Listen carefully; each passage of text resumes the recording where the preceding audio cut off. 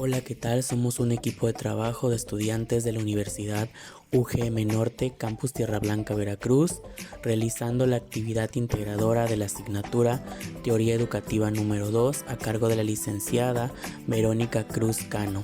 El equipo está conformado por mi compañera Priscila Vázquez Ramírez, Abigail Malpica Alonso, Jacqueline de la Cruz Panzo, Ashley Cristín Ábalos Tiburcio y un servidor, Jorge Sergio Delfín. La actividad lleva por nombre Impacto de la teoría educativa en el proceso formativo y consiste en explicar por medio de un video educativo la teoría educativa y propuesta de los teóricos analizados durante el semestre, con el fin de distinguir sus aplicaciones en la actualidad. Henry Wallon fue un psicólogo y pedagogo francés que nació en 1879 y falleció en 1962, considerado como uno de los autores más importantes de la psicología infantil por concebir el desarrollo mental de los niños como una sucesión de estadios, analizando los aspectos cognitivos, biológicos, afectivos y sociales. Su teoría educativa fue basada en el estudio del niño como un enfoque global, teniendo en cuenta los aspectos motores, afectivos y cognitivos. Su método consiste en estudiar las materias del desarrollo del niño, tanto orgánicas como sociales, y ver cómo construye el psiquismo y la personalidad. Las emociones y el tono muscular es el punto de partida de la expresión y de la comunicación, ya que el tono muscular refleja las emociones del sujeto, además de ser importante para desarrollar actividades motrices y posturales. Es necesario para que el individuo se relacione en su vida. La postura une movimiento y psiquis, fundamental en la psicomotricidad. Sigue una postura antidualista, plantea que en la conciencia se genera el progreso intelectual. No es desde el nacimiento, sino que se construye socialmente, por medio de simbiosis afectiva. Hay 4 factores para explicar la evolución psicológica del niño. 1. La emoción. 2. El otro. 3. El medio. 4. El movimiento. Wallon defiende un concepto unitario del individuo, indicando que en el desarrollo humano se produce una transición biológica o natural social o cultural. El niño es un ser social desde que nace y la interacción permitirá su evolución. La individualidad se produce gracias a las emociones del niño, al establecer una simbiosis afectiva. Wallon tiene en cuenta una fuerte relación entre el niño y el medio. Todos los individuos pertenecen a la sociedad. El desarrollo del niño es el resultado de la interacción dialéctica que se da entre lo orgánico y lo social, es decir, entre el individuo y el medio. Sobre la base de esta interacción se asienta la razón de ser de la educación. Carl Rogers, nacido en 1902 y quien falleció en el año 1987, fue un psicólogo de la corriente humanista, conocido por su método de psicoterapia centrada en el cliente. Fue el padre de la no directividad.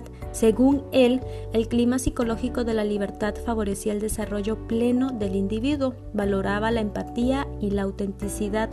Todo el proceso educativo debería entonces centrarse en el niño, no en el profesor, no en el contenido pragmático.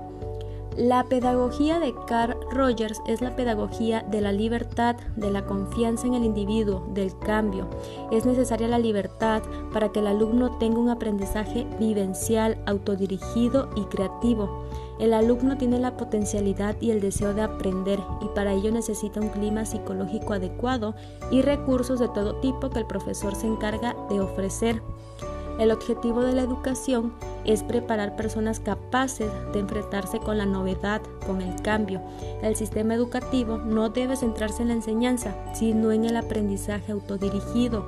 Solo de este modo de aprendizaje desarrolla entonces individuos creativos, abiertos al cambio, conscientes de sus propias fuerzas y debilidades, individuos capaces de vivir en una futura sociedad en un continuo cambio. La función del educador consiste en aportar los recursos con el que el estudiante puede aprender a cumplir estas exigencias. El valor de la pedagogía centrada en el estudiante debe ser muy elevado. Pero debemos procurar, no obstante, no plantearnos el problema desde un punto de vista puramente central. Adolf Ferrier fue un pedagogo nacido en una familia acomodada, el cual hizo su principal aportación en el uso de métodos de enseñanza para una escuela activa. Las principales características de su pensamiento se enmarcaron dentro del movimiento de la escuela nueva. Quería dejar atrás la escuela tradicional y su foco de atención estaba puesta en la figura del niño. Esto para poder captar su atención y ser posible su aprendizaje. Ferrier propone el uso de métodos de enseñanza activos, métodos cuyos objetivos eran despertar la curiosidad, la creatividad y desarrollar las capacidades de los niños, dando por hecho que el aprendizaje se basa en el centro de interés del niño y que el maestro solo es un acompañante y facilitador del aprendizaje. Esto lo propone para poder crear una educación con libertad y para la vida. Freinet era un maestro rural de una escuela primaria en Francia durante un periodo de entreguerras, oficio que se dedicó desde los 24 años y se propuso a buscar una renovación de la educación. Basó su pedagogía en la escuela nueva y su pensamiento se basa en la educación para la acción, buscando que los alumnos aprendan haciendo y pensando, ya que le denomina una educación para el trabajo donde cada persona pueda desarrollar su potencial en actividades de igual valor formativo. Su pedagogía genera cambios en la participación de los niños y el contexto escolar, en donde los estudiantes son el principal centro de atención del aprendizaje y el maestro solo un facilitador de este. Esta pedagogía fue innovadora, ya que propuso un gran cambio de paradigma escolar encaminado al desarrollo de la vida cooperativa, el aprendizaje espontáneo por medio de la experimentación y la afectividad como principal motor de la educación. Freinet propone una educación práctica, donde se combina siempre la teoría y la praxis, para poder generar un conocimiento que sea aprendido sin que una opaque a la otra a través de la experimentación y la generación de aprendizajes a niveles científicos, lingüísticos, informáticos, ciencias humanas y sociales y educación para la paz. La pedagogía freinetiana se opone a los métodos tradicionales de enseñanza, ya que orienta la construcción de aprendizaje a través de los aspectos cotidianos que son relevantes para la infancia y las condiciones del proceso pedagógico permiten la adquisición de aprendizaje creativo y crítico, a diferencia de los métodos antiguos donde predomina la pasividad del estudiante en el pupitre y en cierta manera no se le toma en cuenta en el proceso de aprendizaje. Hola, pues yo soy Abigail y yo te explicaré un poco de Francisco Ferrer Guardia y Gerald Mendel. Empiezo con Ferrer. Este pedagogo librepensador español fue un fundador de la escuela moderna. La escuela moderna consiste en hacer que los niños y las niñas lleguen a ser personas instruidas, verídicas, justas y libres de todo perjuicio, enseñando que no hay deberes sin derecho ni derechos sin deberes. El propósito de la escuela moderna es preparar una humanidad verdaderamente fraternal, sin categoría de sexos ni clases sociales, dándoles oportunidades de los 5 años. El objetivo de la enseñanza es que los niños de ambos sexos tengan idéntica educación, que de igual manera se desenvuelvan en inteligencia y purifiquen su corazón. Francisco fue el impulsor para que la escuela fuera laica, ya que él decía que no tenía por qué ser exclusivamente clerical y ejercida por congregaciones religiosas, algo que obviamente la iglesia no aceptó, señalándolo de anarquista e involucrándolo en la llamada Semana Trágica. Todo esto sin pruebas. A él lo condenaron, lleno de irregularidades en su juicio, acusándolo de dirigir incendios a edificios religiosos. Finalmente, Francisco Ferrer Guardia fue fusilado el 13 de octubre de 1909 a las 9 de la mañana en el foso de Santa Amalia en la prisión del castillo de Montejuit. Sus últimas palabras fueron: "Viva la escuela moderna". Este hombre dio la vida por su creencia en la escuela nueva, cambiando por completo el rumbo de la educación en los niños y las niñas de todo el mundo, dándoles derecho de hoy en la actualidad a acudir a la escuela sin preocupación de que sean creyentes de diferentes religiones, de diferente color o incluso de bajas o altas clases sociales. Ahora hablaremos de Gerald Mendel. Gerald fue un psicoanalista y psiquiatra francés. Para empezar, ¿qué es el psicoanálisis? Es un movimiento científico del análisis institucional que tiende un puente entre los fenómenos psíquicos y sociales. Por tanto, el análisis puede ir más allá de una institución, organización. Es decir, que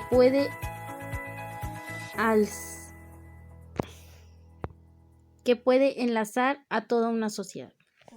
Mendel nos habla acerca de la autoridad. Para él, autoridad es una particularidad que es el preciso interrogar a los fines de hacer posible una salida progresiva de la crisis de autoridad detectada en la lógica. Mendel recalca mucho sobre el acto del poder, el cual es la capacidad humana de poder sobre los propios actos. Gerald intentaba buscar modelos explícitos que interroguen o interrelacionen todos los aspectos relevantes. Eso es todo y muchas gracias. En este pequeño video yo les voy a hablar acerca de Michel Lebrun. Nació en Francia el 22 de enero de 1924. Fue un humanista, psicosociólogo y pedagogo francés, autor de numerosas obras. Uno de los principales fundadores de la pedagogía institucional y fundador de la teoría y el método de la no directividad interviniente. Su propuesta pedagógica, denominada pedagogía institucional, nace de la oposición que él sentía hacia la pedagogía tradicionalista de su época, la cual se caracterizaba por ser más rigurosa. Ahora bien, empecemos hablando de su principal propuesta pedagógica, la cual se denomina pedagogía institucional, la cual con ese nombre se designa a un movimiento aparecido en Francia y cuyo objetivo primordial es el análisis de institucionalización del proceso educativo y de la propia institución escolar. Es permitir al niño asumir una mayor responsabilidad de su deseo de aprender y de participar en la vida social del grupo, pero esta mayor responsabilidad supone un cambio profundo de la relación maestro-alumnos, mucho más radical que el propuesto por los métodos activos. También les voy a hablar acerca de Antonio Gramsci, intelectual y activista político italiano, fundador del Partido Comunista, Ales Cerdeña, 1891, Roma, 1937. Gracias al apoyo de su hermano y a su capacidad intelectual, superó las dificultades producidas por su deformidad física, ya que él era jorobado. Por la pobreza de su familia, desde que su padre fue encarcelado acusado de malversación de fondos, estudió en la Universidad de Turín, donde recibió la influencia intelectual de Benedetto Croce y de los socialistas. En 1913 se afilió al Partido Socialista Italiano, convirtiéndose enseguida en el dirigente de su ala izquierda.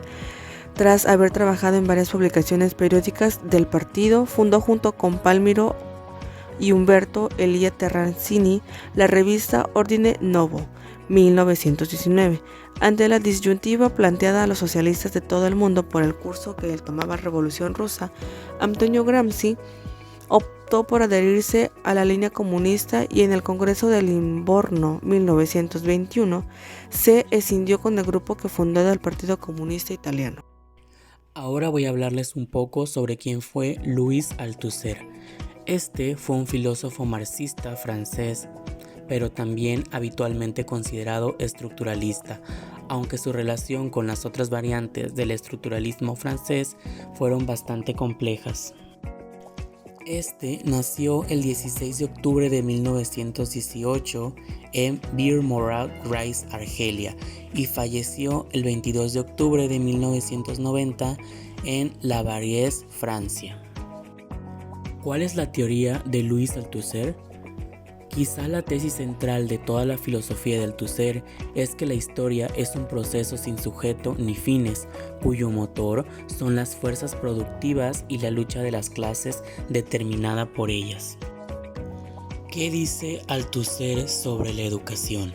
Bueno, según los críticos de Althusser, entonces el sistema escolar produce la ideología que sujeta a los individuos a las relaciones sociales que los oprimen, siendo garante de la reproducción del capitalismo. Althusser falleció a los 72 años de edad a consecuencia de un paro cardíaco en un centro jerárquico de la región de Yvelines. Desde hacía una década era un hombre acabado que erraba de hospital en hospital. En 1980 había estrangulado a su mujer. Althusser será recordado como el hombre que luchaba contra la locura. Construyó una de las obras de pensamiento más secas, frías, rigurosas y densas de su tiempo. Si se entiende, en cuenta de Althusser siempre propuso la necesidad de pensar en los extremos. Por su atención, muchas gracias.